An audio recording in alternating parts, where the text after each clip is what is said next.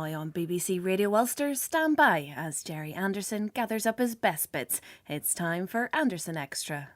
Hello, and welcome to another Anderson Extra, the product of many hours sifting through the daily Jerry Anderson show in an effort to find at least three things that sound vaguely funny.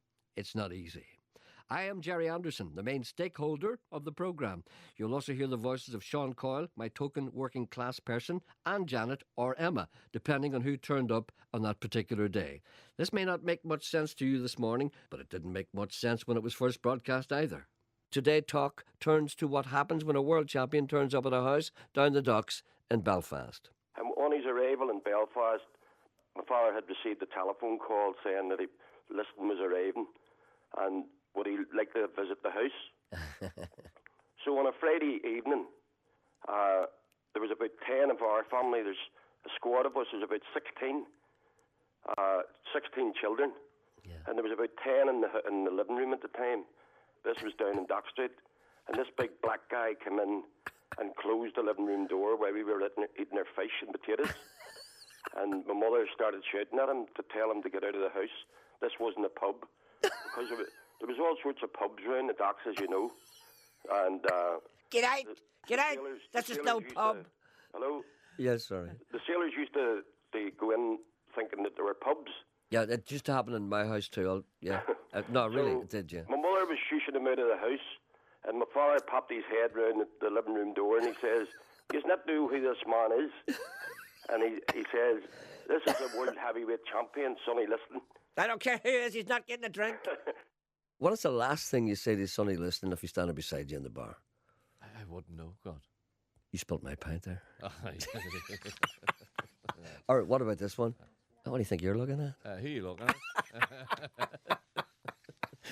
Things not to say. What's the worst thing you could say? What's the worst thing you could say? But the thing about boxers... You're not having a big Jesse. Boxers in general, professional boxers of that ilk, they wouldn't... Absolutely no, they don't bother about you. No, well, actually, good friend of ours is, of course, fought for the world title. And I remember talking to him. You know who it is. Yeah. And I talked to him, and I said, I would never, ever. It's regarded as a deadly weapon. Yeah. If you're a professional boxer and you hit a guy, it's as if you've taken a gun out. The law would take a very serious look at it. Yeah, but even afterwards, they know they can weigh up a situation. They know they wipe the floor with you, and they just dismiss you. I'm like that, you know. Yeah. You know, people come up to me and they know that I'm just like a coiled spring. Yeah. And they know that if they annoy me, that I will not turn on them. But they know that if I did turn on them, I would kill them. Richardson too. That's what a fella said to me one time, and I used to play in this terrible, horrible, very rough club in New York.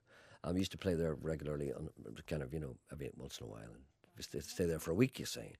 And it was a very, very rough clientele. And there was a bouncer there, and you kind of hanging about sometimes. You'd want to drink, sometimes you're playing and you're not playing. Sometimes you want to get away. Sometimes you go down and stand at the door for a smoke or whatever it was.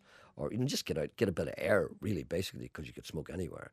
And you'd end up talking to the bouncer at the door, And I remember talking to this guy one time, and I said, this is a rough old station here. And he said, yeah, it tends to be rough. He said, I said, you get people with guns? Oh, yeah. So you need to be very careful. You have to weigh them up right away. He said, the type of people I'd be afraid of, he said, I'd be if a big guy comes up and he says, I wouldn't be afraid of him because he has no axe to grind. He wouldn't probably hit me. See, I'd be afraid of a guy like you. I said, what do you mean? He said, look at the state here. He said, what weight are you? And I said, like 7.5 stone. Yeah. You see, I'd be very careful for a boy like you because I wouldn't turn a word in your mouth. But if a big guy comes up and I'm cheeky to him, he just laughs because he knows he can take me, right? And I said, really? Are you afraid of me? He said, no. He said, I'm afraid of people like you. That place that we used to play in, we were a resident band in an Irish club. It's called Shorrock's. It's long since been pulled down for the benefit of mankind. But that was a place you get a bunch of fives. And all kinds of people used to visit there. I remember Val Dunnigan being there. Walk tall, walk straight, look the world right in the eye. They loved him. He was like a returning Roman general. He got such a reception. But the strangest man I ever saw there was Hank Lachlan. Send me the pillow that you dream on. Send me the pillow that you dream on. Don't you know that I still care for you? Do you know what was remarkable about him? He was semi-conscious most of the time. I don't know what was wrong with him. I think he may have been under the influence of some particular substance or drink. I don't know what it was, but he was barely there. But the thing that I remember about him, and I saw him a number of times, he had the most wonderful jacket. And do you know what he had? His jacket was green satin. It was obviously a jacket he got made for his Irish gigs. He was huge in Ireland, of course. What was the other one? From here to there to you. From here to there to you. That one. Well, he was a real country singer. Was he Irish American or Not at just all. an American? No, he's just American. Just he's one of those people that Irish people adopted, you see, and they loved him. But he had the greatest jacket I ever saw. He had a green satin jacket, and do you know what was on the back of it? An Irish cottage right. with a chimney, Yes. right? And the smoke came out of the chimney and went up to his neck, upright. You know, the smoke, the puffs of smoke went right up and right up to the top, right into his neck. Real smoke. Not real smoke. On the jacket, it was embroidered. Oh, right. Smoke was coming out in a real jacket. And I used to look at it, and I used to say to him, I remember saying to him, can I try that on? And I tried it on, and it was great. I loved that jacket. Far better. Far better if the chimney had a smoked, real smoke. Send me the pillow that you dream on. So, darling, I can dream on it too. Carlos Interruptus is thinking of leaving the golf course after a lifetime's procrastination because his eyes have been opened by the presenter and social anthropologist Gerald Michael Anderson, BSc, Hans, Dip Contahead. The scales have fallen from his orbs and he begins to observe what others have long regarded as the cruel march of life.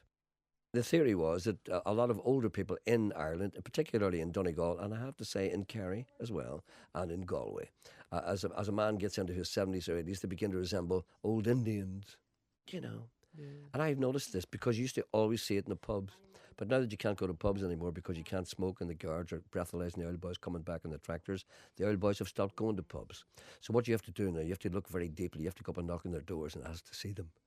You can knock on a colleague's door and somebody comes out and says, by the way, do you have an old man in there? Do I have to do that as part of my course? Yes, you have to.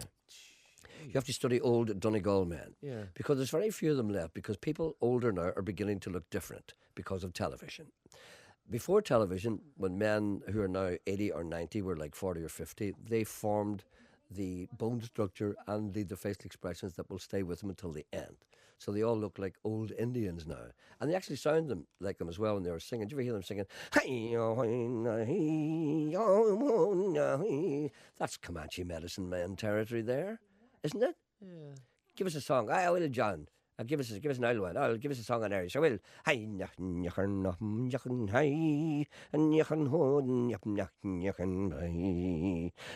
Oh, it's only a short stop from that. But see, those men have gone now. And men who are going to be that age in about 10 or 20 years' time, men like us, you know, we won't look like that because we haven't had the same kind of life. We're going to look like Alan Titchmarsh. Or John Craven or Giles Brandreth or something, you know. We're going to look like that. We're going to look like people who've been cosseted all our lives. Listen, before you read that letter, I just want to tell you, over the weekend, yes, I was just part of my course. Your anthropological course, yes. But Sean, I can't reiterate this enough. Sean has now joined the ranks of the anthropologists because he realises there's more out there than meets the eye, and he's taken a leaf from me. Yes, absolutely. I qualified as a social anthropologist in 1977, never looked back. And I'm your apprentice. Indeed. Not apprentice is not the word. I want protege. Oh, no, I want to be your apprentice. All right, then. Sorcerer's apprentice. I come to you and I ask for advice and direction. I'll just trickle down shreds of knowledge. See, I found myself looking at men over the weekend. Well, you've always done that. And saying, no, men that I've known for quite a long time. Looking at them through a new eye. Looking at them and saying, yes, he's not wearing well. Exactly. I noticed one man, and he developed a wee limp through old age. Well, do you know what I'm doing now? Can't think. No, I'll tell you what I'm doing now. Honestly, this is what I've started doing. I only started this at the weekend since I went out on that little exercise to spot It's a field trip, Sean. Right, it was a field trip. Thank you. And I come back and I analysed what I had observed. Participant observation. That's good. You see, you know everything. You see. I know the terms. Yes. And I was sitting and I said to myself, now, he was getting old and he's bent over and he had a wee limp and I didn't like that, you see. And I noticed men are footering with their teeth, with their tongue. Always you a big... I doing things like that. Sucking things out of the between when you're your teeth, talking yeah. to them. Yes. Anyway, I decided... You see a lot of that in old people's homes. I decided now, you see when I'm taking me porridge, I pull my chair in tight to the table. You just ruined it there. No! Well, I pulled... You shouldn't have said taking your porridge. Porridge is all right. I know, but porridge you shouldn't have fashionable. said that. No, porridge is fashionable. No, it's... Emma eats porridge, she's a young girl. but you look at her. What? She's got a baby. I know, she needs eating for two. Well, I know. Well, that's good. It wasn't me. It's hard to keep good anthropology down. Not only concerned with human behaviour in the round, the presenter zones in on speech patterns that show signs of dying out. I'm looking for a particular type of person. Do you remember the type of people that used to be on TV and radio? Now, we talked about this before. And they used to always talk like that. Yes. And at the beginning, their sentence at the top of the thing, and at the bottom, they'd go like that.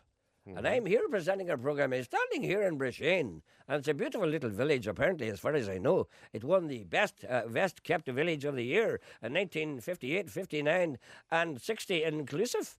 And I'm talking to someone here as a resident. Tell me, Mrs. McCafferty, tell me what it is that makes Brisbane such a wonderful village. See, people don't talk like that anymore. They're going like I saw, like, you know what? See, people start... I want to find out why the people have stopped talking like that. Right. So you haven't found that person, obviously.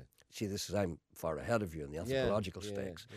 See, I've gone way beyond that. You're just discovering why people are sucking their teeth. But that person will not be there by the time I get to your stage. Good luck now, and you're away now. Well, good luck, goodbye now, and I'll see you maybe tomorrow night.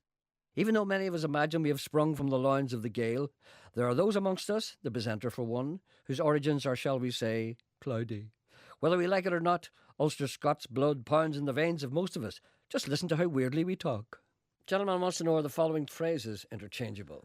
Fitty read and bibbly read. Well, I think they are.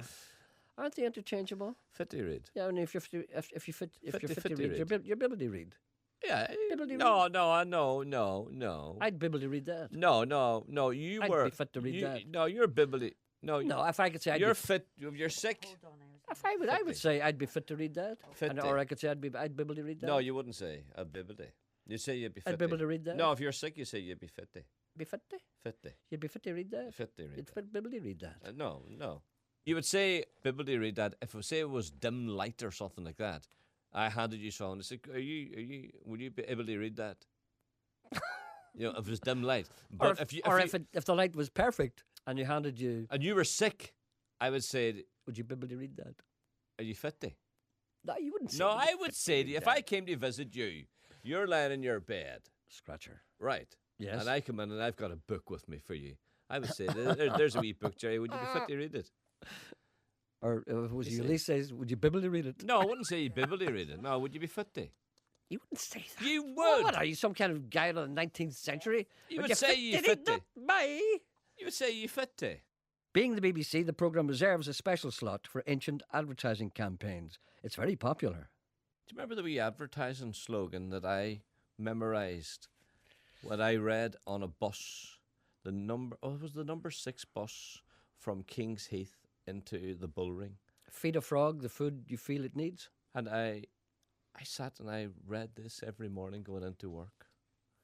And I thought maybe today, if I remember it, I should recite it. Go ahead. Yon canny Highland crofters keep a breed of crease resistant sheep.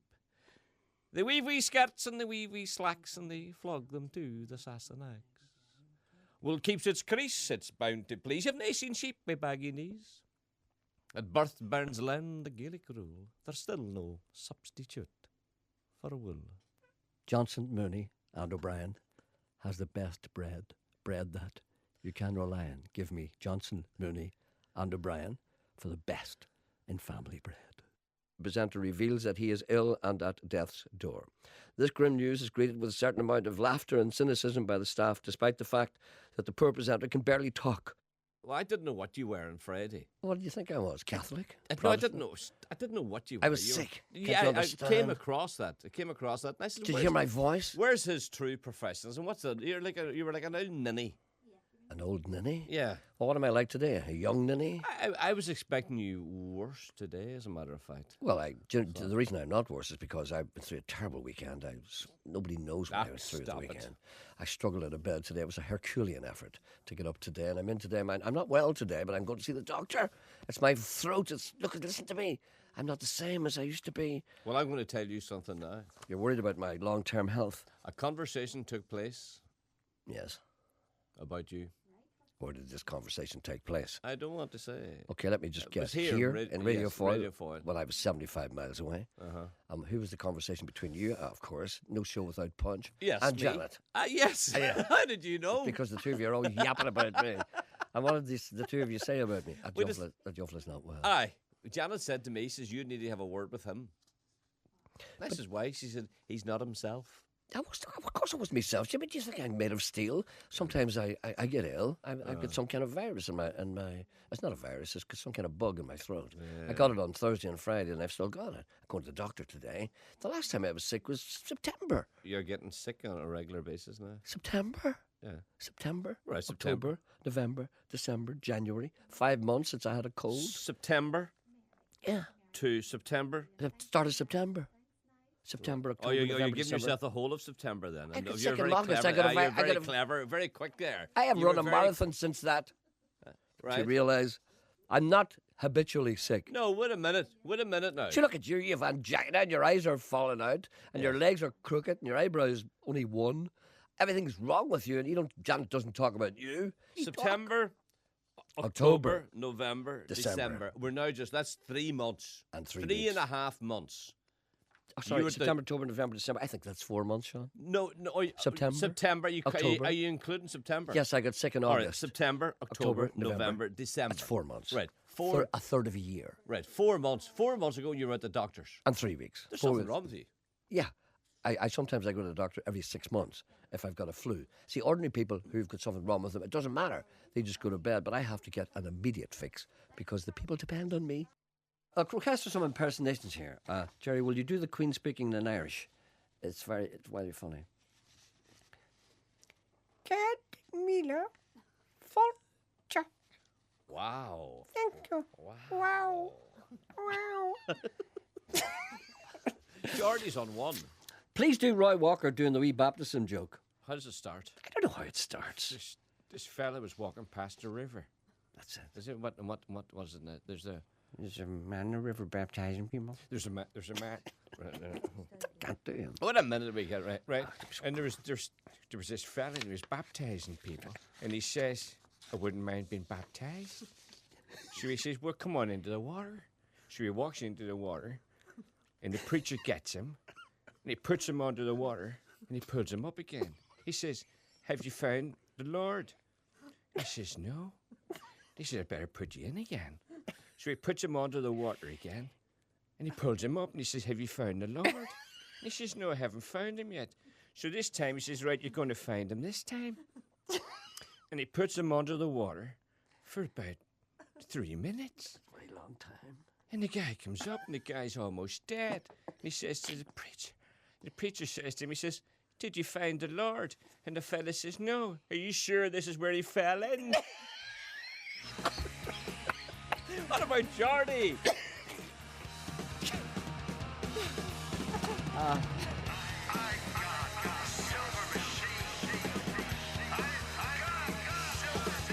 Jordy. Hello, sir. Jordy, I'm sorry about that. How are you? I'm the best. How's yourself? I'm I fine, heard you thanks. weren't too well. No, I wasn't great, no, but I'm okay now. I've just... Well, Jerry, you know, we all grow old. Never mind you with your moisturizer and your hair transplant. We all grow old. I will admit to moisturiser, but hair transplant, no. I haven't had one of those. I haven't had a hair transplant. Well, Well, surely you get a Yes. wee thing of brown paint and paint it over your baldy pot. That's indeed an option. Jordy Tuft once again rings to boast of the sexual conquest of members of his livestock community. The presenter is by now inured to the mating habits of goats, horses, poultry and assorted vermin. In this field he is ahead of nearly every other Radio Ulster presenter bar Hugo, who has always kept an agricultural ear to the ground. I had a man left a goat, you called her Vala. Vala? Vala? How do you spell that? Do you know how you spell that? I do not. Okay, Vala then. Vala. Vala, right? And the camera was on her and her tail was wagging. Oh. How's your mother? Is your father still working? And Whitey done the job. Whitey my buck goat. Did he? Oh, and I says, Jerry, £8. Vala will be due to kid in about April. How do you know? Well, they run usually 5 months. So it's due in April. Oh, I usually throw twins When's it due? in June. I thought you said April. Well, April or June. April or June? Okay. All right then. Well, They that's run- good news. They run 5 months. So That's you good. But think how that do they know, Jordy, that it's pregnant? What Mr. Coyle is asking is, how do you know that the goat is definitely pregnant? Has she been examined? Oh, she'll be pregnant. Not a doubt. The triumph of hope over experience. I wish I sure was going to happen. So Whitey never fails. All talk of Sunday listening Jordy Tuft ceases, while a serious accusation is discussed. A career-ending allegation has been made. Very serious matter here, Sean. I know there's another call, but I hesitate to bring this up.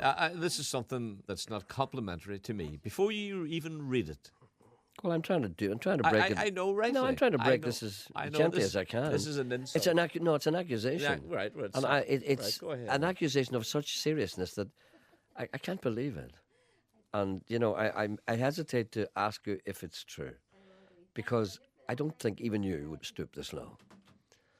And, you know, it takes a lot for me to actually confront you with this. And so but I'm just going to go straight ahead. No, you're loving every minute of it. No, That's I'm why- not that's why loving. you're- No, that's I'm why- not loved. Do you think I like to see you being embarrassed like this? Whatever it is, yes. Do you like that? Yes. Do you think I enjoy that? Yes. Absolutely right. It says here, it just starts off innocently enough. It's from a man called Malcolm. Sounds like a Protestant. He says, don't listen to Coyle. The music is great. He played Bachelor Boy the other day. I didn't. Any man who can When play I was Bachelor... just a little... No, what's that song? When I was young, I fell in love. And not only No. that, he said it was by Daniel O'Donnell. No, that's no. see- You asked Janet. Even in a perfect world, I think a man could conceivably, if he's sorry enough, It's not he me. can be forgiven for playing Bachelor Boy by Cliff Richard, but no white man can seek forgiveness for playing Bachelor Boy by Daniel O'Donnell. There is no way that is forgivable, okay? That is capital punishment, okay? Are you saying now you did not play Bachelor Boy? 100%. I'm relieved to hear that. It means that you haven't hit the bottom yet. Yeah. You're close. I played Lucky Lips.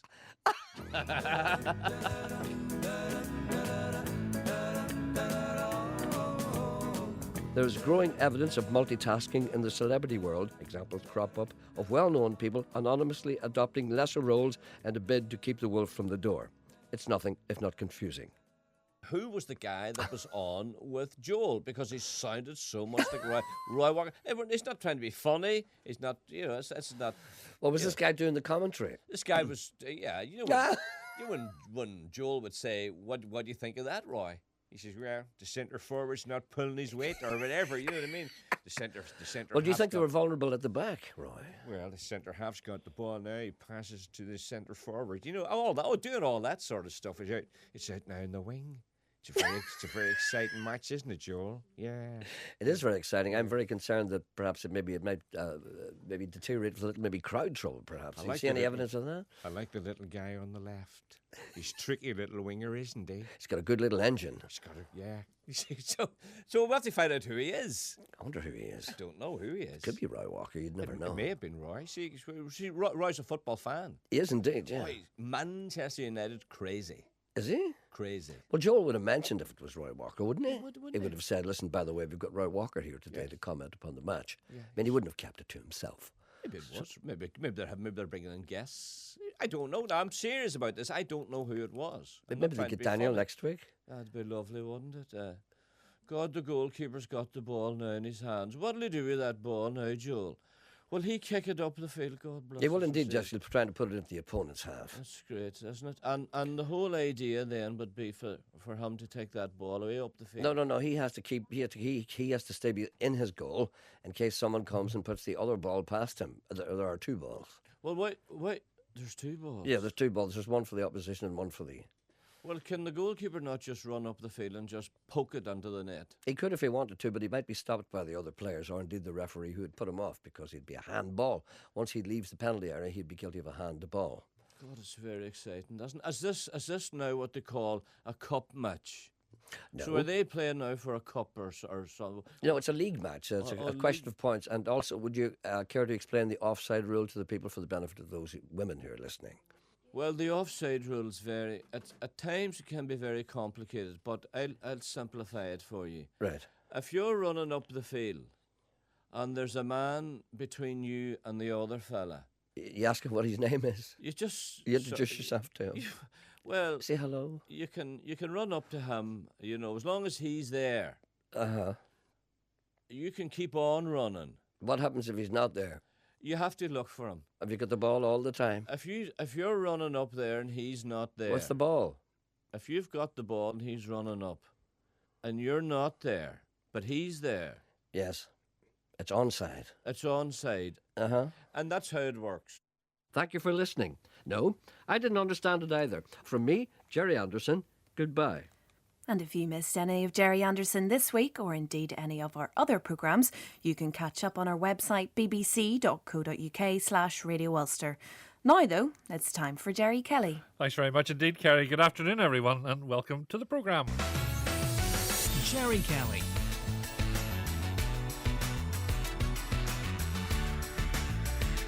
On BBC Radio Ulster.